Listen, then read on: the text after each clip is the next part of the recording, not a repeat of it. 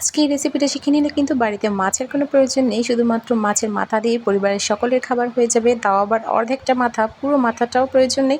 আসসালামু আলাইকুম, welcome back to my channel. আজকে আমি এখানে মুগের ডালের একটা রেসিপি তৈরি করেছি, একটা খুবই ইয়াম্মি আর খুবই মজা। তো চলো কীভাবে তৈরি করেছি সেটা দেখে নিচ্ছি। এখানে আমি একটা রুই মাছের বড় মাথা নিয়ে নিয়েছি, আর এটা আমার পুরোটা লাগবে না, যেহেতু আমি 1 কাপ ডাউল রান্না করব। আমি অর্ধেকটা মাথা নিয়ে নিব। এই অর্ধেকটা মাথা আমি পরিষ্কার করে ছোট ছোট টুকরো করে কেটে নেব, আর বাকি অর্ধেকটা ফ্রিজে রেখে দেবো, অন্য কোনো খাবারে ব্যবহার করে ফেলবো। তার মাথাগুলো এভাবে ছোট ছোট পিস করে কেটে নিয়েছি। চুলাটা গরম করে কড়াইটা গরম করে এর মধ্যে আমি দিয়ে দিলাম, আমি এখানে মুগের ডালটা দিয়ে দিয়েছি। এখানে আমি 1 কাপের চাইতে একটু কম, হাফ কাপের চাইতে একটু বেশি ডাউল নিয়েছি, আর এটা আমি ভেজে নেব। একটু ভেজে তারপরেই কিন্তু মুগের ডাল রান্না করতে হয়, এটা আমরা সবাই জানি, এটা নতুন কিছু নয়। ডাউল অবশ্যই হালকা ভাজা দিয়ে রান্না করবেন, এতে করে ফ্লেভার ভালো হবে। তো আমি ডাউলটা চুলার আঁচ কমিয়ে দিয়ে ভালো করে ভেজে নিচ্ছি, আর এটা পরিষ্কার করে ধুয়ে নেব। তারপর আমি এই মাছটা রান্না করব। প্রথমে কিন্তু মাছটা একটু ভেজে নিতে হবে, আর এভাবে করে মুগের ডাল রান্না করলে কী যে মজা, সেটা আপনারা রান্না করে না খেলে কিন্তু বুঝতে পারবেন না। আমার চ্যানেলে কিন্তু মুগ ডালের অনেক রেসিপি দেওয়া আছে, আর নেক্সট টাইম আরও রেসিপি আপনাদের সাথে শেয়ার করব। মুগ ডাল কিন্তু সত্যি মজাদার একটি খাবার। তো আমি ডালগুলো ভেজে নিয়েছি, এবার পরিষ্কার পানি দিয়ে ধুয়ে নিব, আর চুলায় আবারও কড়াইটা বসিয়ে দেবো, আর এর মধ্যে দিয়ে দেবো এবারে তেলের পরিমাণটা একটু বেশি দেবেন। এই খাবারের উপরে একটু তেল বেশি থাকলে কিন্তু অনেক বেশি টেস্ট হয়। তো চুলায় আমি কড়াইটা দিয়ে ভালো করে গরম করে নিয়েছি, এর মধ্যে আবার হাফ কাপ তেল দিয়ে দিলাম। আর এবারে টুকরো করা মাছের মাথাগুলো আমি এখানে লবণ আর হলুদ দিয়ে মেখে নেব, আর এরপর তেলে দিয়ে ভেজে নেব। ছোট ছোট পিস করে কেটেছি। অনেকে কিন্তু এই মাথাটা মানে একদম কষিয়ে ভেঙে টেঙে রান্না করে, তো ওইভাবে রান্না করলে কিন্তু ডাউলের মধ্যে প্রচুর পরিমাণে কাটা লাগে। তো আর আপনারা যদি ছোট ছোট পিস করে রান্না করেন তাহলে কিন্তু আর কাটা লাগবে না। আর অবশ্যই মাছটা এভাবে ভেজে নেবেন, এতে করে কালার স্মেল দুটোই ভালো হয়, টেস্ট তো অবশ্যই ভালো হবে। তো এভাবে করে আমি প্রথমে একটু ভেজে নিচ্ছি, ভেজে একটু কালারফুল করে নেব। আমার ভাজা হয়ে গেছে, এবারে আমি এই টুকরোগুলো উঠিয়ে নেব, আর একই তেলে কিন্তু আমি পুরো রান্নাটা করে নেব। তো আমি এবারে মাছের টুকরোগুলো উঠিয়ে নেব, আর এবারে এই তেলের মধ্যে আমি গোটা মশলা ব্যবহার করব। গোটা মশলা তেলের মধ্যে দিয়ে দিলে কিন্তু ফ্লেভার ভালো হয়, গ্রান ভালো হয়। আমি বেশিরভাগ রান্নায় কিন্তু আপনারা দেখতে পান, যারা রেগুলার আমার রান্না দেখেন তারা দেখতে পাবেন অবশ্যই যে আমি গোটা মশলাটা কিন্তু তেলে ব্যবহার করি। তো এবারে একটু ভেজে নিচ্ছি, এবার এর মধ্যে দিয়ে দেবো পেঁয়াজ কুচিটাও আমি একটু ভেজে নেব। এত বেশি ভাজার প্রয়োজন নেই, একটু নরম করে ভেজে নিলেই হবে। আর এবারে এর মধ্যে আমি বাটা মশলা দিয়ে দেব। বাটা মশলার মধ্যে শুধুমাত্র ব্যবহার করব আমি আদা রসুন বাটা।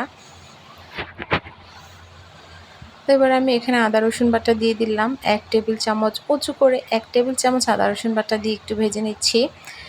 আর এখানে দিয়ে দিলাম জিরা বাটা দিয়ে দিচ্ছি 1 চা চামচ। এগুলো একটু ভেজে নিয়ে আমি এর মধ্যে সামান্য একটু পানি ব্যবহার করব। পানি দেওয়ার পর কিন্তু ফাঁকি মশলাগুলো দেব। পানি দেওয়ার আগে ফাঁকি মশলা দিলে পুড়ে যেতে পারে। তো স্বাদ মতো একটু লবণও ব্যবহার করেছি। লবণ তো যে কোনো খাবারে লবণ ব্যবহার করতেই হয়, লবণ না দিলে তো আর খাবারের টেস্টই বোঝা যাবে না। তো সামান্য একটু পানি অ্যাড করে দিলাম, আর এবারে এর মধ্যে ফাঁকি মশলাগুলো দিয়ে দিব।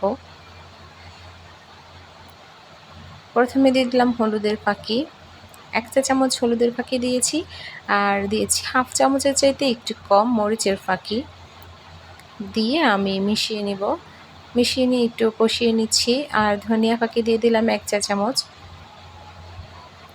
এই সব কিছু ভালোভাবে মিশিয়ে কষিয়ে নেব। আর কষানো হয়ে গেলে কিন্তু এর মধ্যে আমি দিয়ে দিচ্ছি একটা টমেটো কুচি, মিডিয়াম সাইজের একটা টমেটো কুচি করে দিয়ে দিয়েছি। আপনাদের কাছে যদি এইরকম পিওর টমেটো না থাকে সেক্ষেত্রে আপনারা টমেটো সসও ব্যবহার করতে পারেন। তো টমেটোর সসটা একটু কমিয়ে দিবেন, 1 টেবিল 2 টেবিল চামচ পরিমাণ দিলেই কিন্তু চলবে। আর একটু পানি দিয়ে আমি আর একটু ভালো করে কষিয়ে নিচ্ছি। আর এবারে এর মধ্যে দিয়ে দেব ডাউল। ভালো করে কষানো হয়ে গিয়েছে, এবারে ধুয়ে রাখা ডাউলটা দিয়ে একটু কষিয়ে নেব।